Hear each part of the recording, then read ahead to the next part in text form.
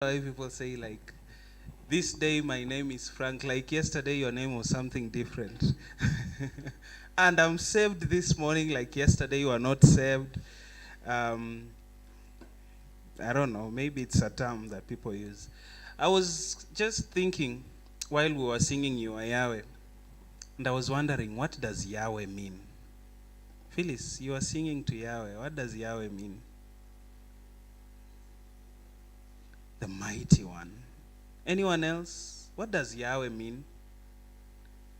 Did you know that actually we only added the vowels in that letter to make it pronounceable? In fact, it is pronounced as YWHW or something, or YHWH. That is the exact meaning. God made it in such a way that it's unpronounceable, like you cannot you cannot pronounce that word. If you try to pronounce YHWH, that is exactly. So to make it make sense, in English, they added the vowels A and E so that it's called Yahweh. But it's like you cannot pronounce it. So that is God. And that is found in I think Exodus 34, when Moses, ni nani amenituma niwaambie ni nani, tell them I am has sent you. You cannot describe I am, like who is I am. It's like it doesn't, there is no description to that. So Yahweh in Hebrew, in fact, when it is inscribed in a very funny way. There are people who have tattooed themselves that thing in I don't know.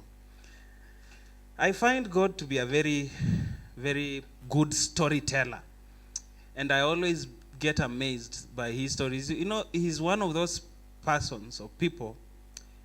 Yeah, I don't know, how do you describe God? Is he a person?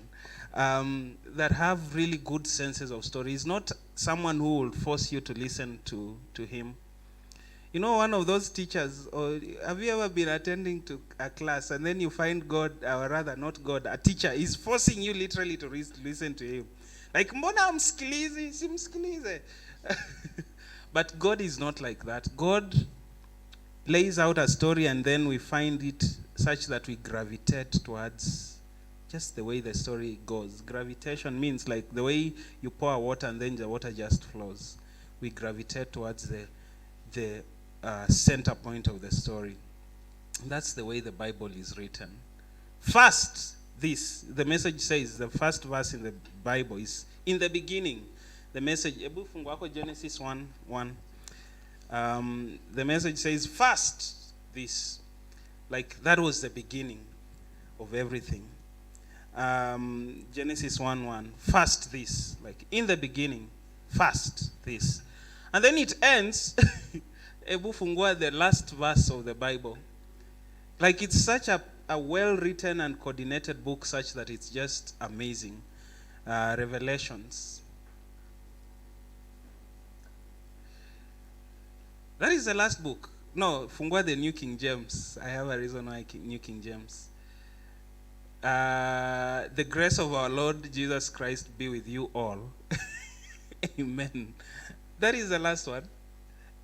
That is the last one. So, in essence, people who read the Bible should always know that the gravitation point is first. In the beginning, the Word. There was nothing. The earth was void and formless. And then the end of it all, we are gravitated towards these stories. They all lead to all one culmination, and that is Jesus Christ. And I find that a very powerful kind of storytelling. There's a quote I love to give. Where is my phone? From C.S. Lewis. C.S. Lewis was a writer. And he writes in a book, I'm timing myself, by the way. So all these stories, I'm trying to culminate them into one story. There's a quote he wrote in a book called The Lion, the Witch, and the Wardrobe. It's been adapted into so many movies, Chronicles of Narnia, The Lord of the Rings, and all those, just coined from a Christian reading. It says, Aslan, there was a character called Aslan, Susan and Mr. Beaver. Mimi nasomanga vitabu weird. So Aslan says, Aslan is a lion, the great lion. Then Susan responds, oh, said Susan, I thought he was a man. Is he quite safe? I shall feel rather nervous about meeting a lion. Then Mr. Beaver asks, safe? Who said anything about being safe? Of course, he's not safe, but he's good. He's the king, I tell you. And I always love that. It's a Christian book, by the way. You should read it. It's meant for kids anyway. And it's a very good book. There's a quote that always amazes. Today we are doing a lot of quotes. Punguzako mic, hii sauti ya hii nini ama there's a coming along. There's a quote that I love, and it says, the earth keeps spinning. Mimi napendanga vitu siku hizi. I am usually amazed by, maybe it's a phase and it will pass. Kitambo I used to be into art and pictures and paintings.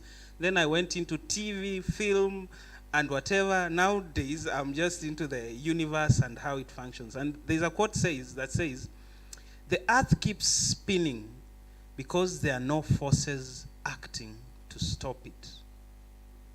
And I was thinking about that statement, that the earth keeps spinning, and that's because there are no forces that are acting to stop the earth.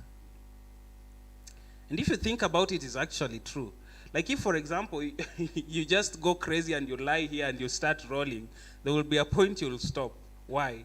Because there are forces acting to stop you. One, there is gravity. Two, there is friction. There is forces of inertia. There are so many forces that will act to stop you. But the earth is in space. In space, there is nothing. Literally, there is nothing. If you go to space, there is no even gravity. You'll float, and you'll start just floating. So your own forces will make you move. But there is nothing in space.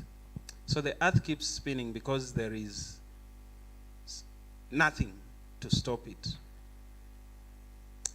So I was wondering, what if the earth stopped?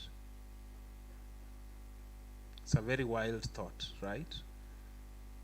We are spinning at 17,000 kilometers per hour currently, the way you are seated like that.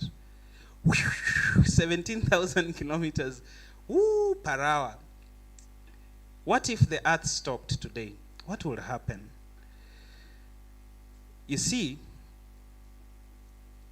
forces of inertia would say, if you did physics, I did some physics up to Form 4, and forces of inertia will say that if, for example, you go in a moving car, and the car stops and screeches to a halt all of a sudden, you'll continue with the same speed that the car was moving. If we were moving at 80 kilometers per hour, you'll jolt out at 80 kilometers per hour. That is the earth. That is the principle of inertia. If, for example, I move this microphone so far and then so fast, and then I let it go, it will continue moving with the same speed. Forces of inertia. So chances are, if the earth stopped today, I was just trying, there's a good YouTube channel called What If, and it lies out that principle. We will all continue spinning at 17,000 kilometers per hour across the earth, but we will not get out of earth. Why? Because to escape earth, you see, it's just so interesting how this God, the Yahweh God is. To escape the earth, you need 40,000 kilometers per hour and upite uende nje. That is why there's a lot of heat and forces that are on hii vitu inaendanga nje inaitwangaje hizo, so that they can escape gravity. But if you uende tu polepole, wezi toka nje ya hii dunia, hatu jaribu aje. If you build something so high, it will automatically crumble down and inaanguka yenyewe. So you cannot escape earth. That is how powerful it is.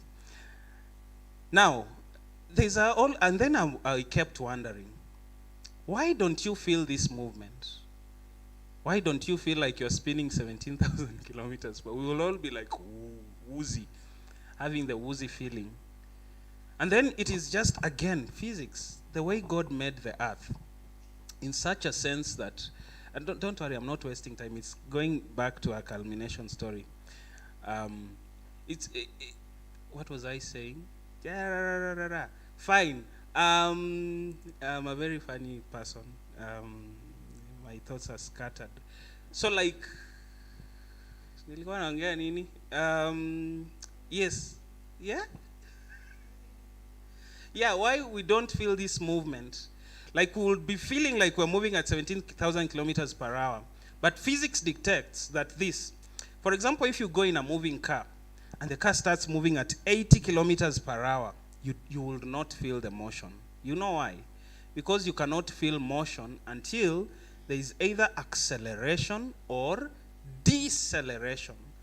So when you are in a moving car, and the car is just moving at 80 kilometers per hour, and the chances are there is no car that will just move at a constant speed of 80 kilometers per hour, unless it's a modern car, that one of those modern cars that have speed, inaitwa cruise control. You just set the car at 80 kilometers per hour and then you sleep, and then it will drive itself. Things are happening. So, you will not feel the speed until it starts going to 79. You will feel speed sasa. Your ear, you have a motion detector in your ear that will feel speed. That is why when you are in a plane, you will not feel speed. You can walk up and walk, you can do something. When you are in not an aircraft you can't move, but a Boeing, one of those big planes, you can do stuff. Once it's on the air, going at 2,000 kilometers per hour, no change, no deceleration, no acceleration, you can get up and do anything. But when ikikuja to 1999 hapo, you'll start feeling the motion again. That is because there's deceleration.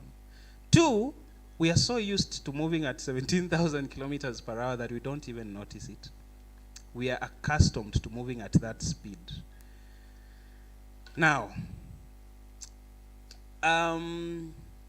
so for example, that is the example of the car. You only feel the movement in a car when there is slowing down. And you can bear testament. Sometimes you sit in a car and then you feel like, hata sisonge, until uangalie inje. That is when you'll know that you're moving. But cars are very rare because they're always 79, 80, 91, 92. So, there is nothing that will stop you from going at 17,000 kilometers per hour if the earth stopped today. And in fact,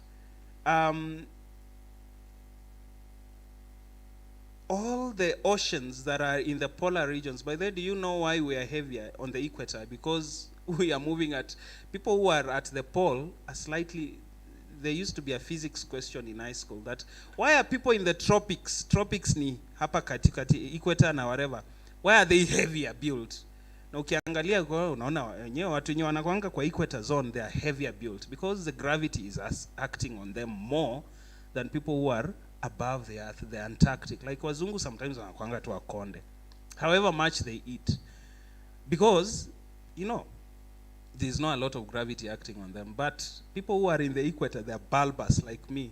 Bulbous. Bulbous ni tambaya. Bulbous, you know a bulb. Bulbous. That is because even the earth itself is bulbous. It may squish, iko hivi. It's not a perfect sphere. It's bulbous. So that is why we are fatter there. So there is no force, and there is no force that will stop earth. There is no force that will stop earth. There is no force that will stop earth. There is only one force, of course, that is God. But there is no other force. It will take immense force to stop the 17,000 kilometers per hour spinning constantly. And that is so, if you think about it, mind-blowing. There's an emoji that, mind-blowing. So, want to know what happens when the earth suddenly stops? Let's take a look at that. Let's go to Joshua chapter 10, verse 1. The Message Bible, if you can, verse 1 to 15. This is a story about when the earth came to a stop. Ooh, boom. Then it stopped. Then it stopped there. Then Joshua gave orders to the people and leaders. Verse 2. Go through the camp and give this order to people. Is it that one? Yes, yes. Joshua chapter 10. Chapter 10.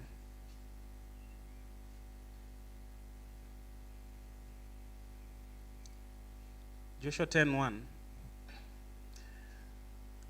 It stays, let me start reading from mine. It wasn't long before my master Zedek, king of Jerusalem, heard that Joshua had taken Ai and destroyed it, and its king under a holy curse, just as he had done to Jericho and the king.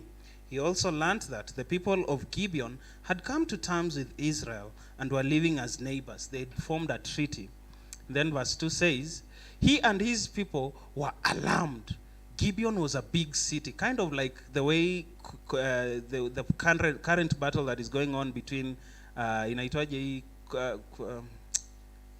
Ukraine and which is this other country, Russia. Russia want to take charge of Ukraine because Ukraine is such a small country, but it has very rich things historically. So people are alarmed that Gibeon is such a big city, as big as any king and bigger than Ai. And all its men were seasoned fighters, just like the modern day. Number 3 says, verse 3, Adonai Zedek, king of Jerusalem, sent word to Hoham, king of Hebron, Piram, king of Jarmuth, and Jephthah, king of Lachish, and Debir, king of Eglon. And then verse 4, come and help me. Let's attack Gibeon. Now what is happening here is that there are 5 neighbors. They have had, this other city, Gibeon, has formed a treaty with Israel. Na wanataka kuwaka pamoja. But these other people don't like it. So they say, come, tusaidie. Wacha to attack Gibeon. They've joined up with Joshua and the people of Israel. Verse 5. So, 5 Amorite, western kings, and the king of Jerusalem, the king of Hebron, the king of Jarmuth, the king of Lachish, and the king of Eglon combined their armies, set out to attack Gibeon. Then what happened? 6. The men of Gibeon sent word to Joshua, camped at Gilgal. Don't let us down now. Come up here quickly. Save us. Help us. All the Amorite kings who live up in the hills have ganged up on us. And then 7 says, so Joshua set out from Gilgal, his whole army with him, all those tough soldiers. I love the message. And then 8 says, God told him, don't give a second thought. Tupatie paraphrase ya New King James ya 8. And the Lord said to Joshua, do not fear them, for I have delivered them into your hand. I've already delivered them into your hand. Like if you go to war and someone says, I've already delivered it into your hand, you know it's a sure victory. Not a man of them shall stand before you. To share New King Message 9. Joshua marched out all night from Gilgal and took them by total surprise. 10. God threw them into a total confusion before Israel and a major victory at Gibeon. Israel chased them along the ridge of Beth Horon and fought them all the way to Azekah and Makkedah. 11. As they ran from the people of Israel down from the Beth Horon ridge all the way to Azekah, God pitched huge stones on them on the sky, and many died. The New King James, I think, uses hailstones. I put tupatie New King James 11. Hailstones, yes, large hailstones from heaven. And hailstones ni zile vitu za unaonanga mvua ya mawe. Now huge ones. And they came. I had 12 message. And the day God gave the Amorites up against Israel, Joshua spoke to God with all Israel listening. Stop, sun over Gibeon. Halt the moon over Aijalon Valley. The sun stopped. The moon stood still until he defeated his enemies. You can find this written in the book of Yashar. Now the book of Yashar is in Hebrews, not the Hebrew Bible, but Hebrew literature. It's also referenced by then in Timothy, and I think in Samuel, 1 Samuel, the book of Yashar. It's a very interesting book. Now this is recorded there, that the day the sun stood still, the sun stopped its tracks in mid-sky, just sat there the whole day. But 13 New King James.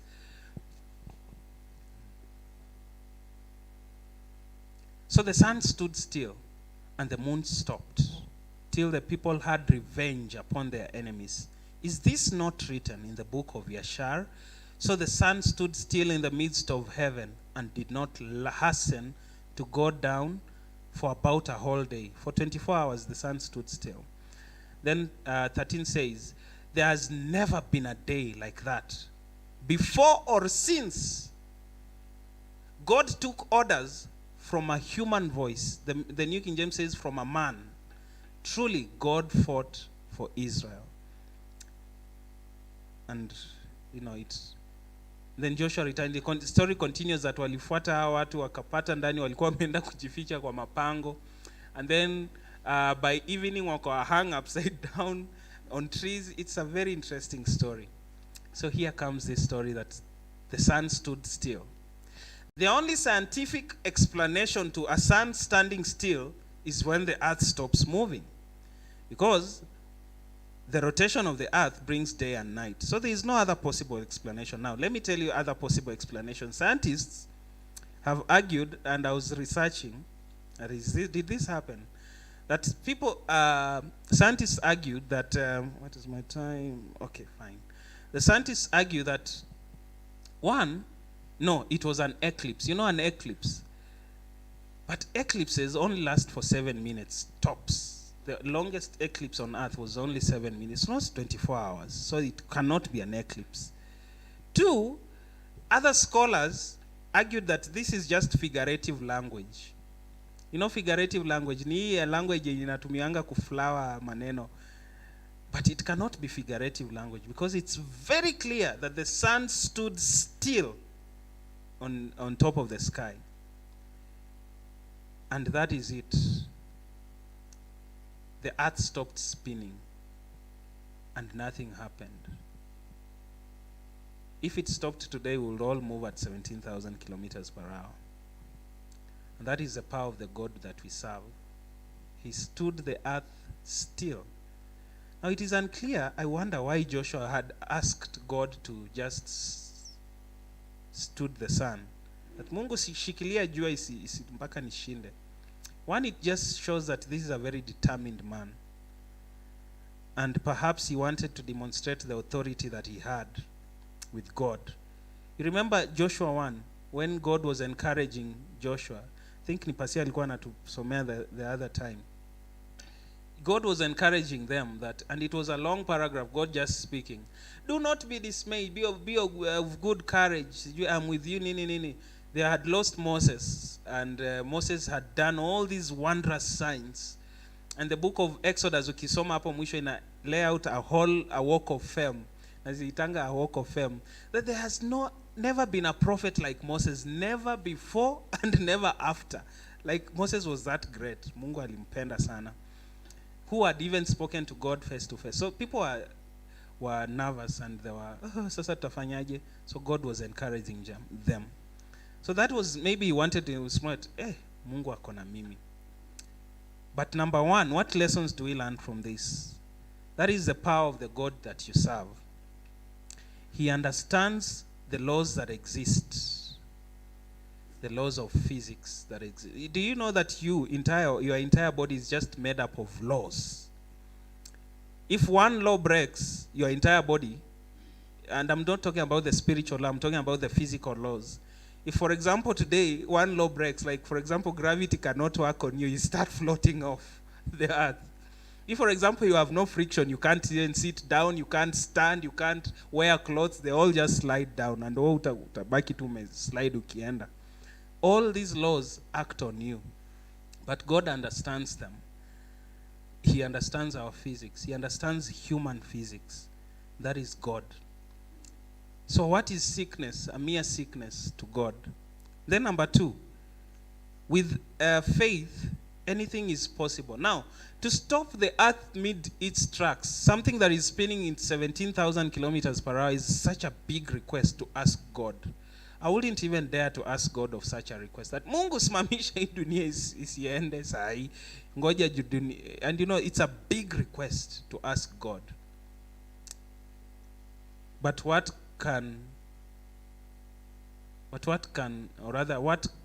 God cannot do does not exist. There's a song that says, what God cannot do does not exist, by, I think, Osie, anaitwanga Osie Kam or something. It's a very nice song. What God cannot do does not exist. It's a very nice song. So it cannot exist, like he can do everything. That is the lesson number 3. God can do literally anything that he wants to, at whatever time he pleases. He can do it.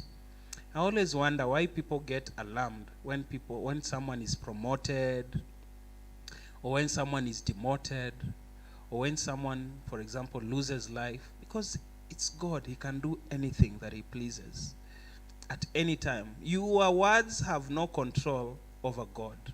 Our thoughts have no control over what he does. It says that his ways are so far up that it's like our earth is a footstool. David was such a clever man. That our earth is just a footstool. Amekanyagia hivi. You know footstools. Then number 4, God always has a plan. Do you know that there is a missing day in every year? It's a testament that the sun stood still. The earth stood still. There's a missing day in our calendar. And people wanasemanga hii ilitokea wapi? It's just the same way, like the way God bent the earth to give Hezekiah a sign. Up to today, the earth is just tilted on its axis. Up to today. So the God always has a plan. He knew that we'll have a leap year that has fewer days. Of course, over time, unajua ilikuwa kitambo, we start catching up with time. So there's a missing day anyway to corroborate that story. Then 5, and I think the most important lesson of this, let God fight your battles. The moment you start fighting your battles yourself, you'll embarrass yourself. And that, I think, is a lesson that human beings would need to understand. You see, as humans, we fight our battles. We try to fight them ourselves. And it leads to utter embarrassment. If, in fact, you have an enemy, like Naibei being my enemy, not so.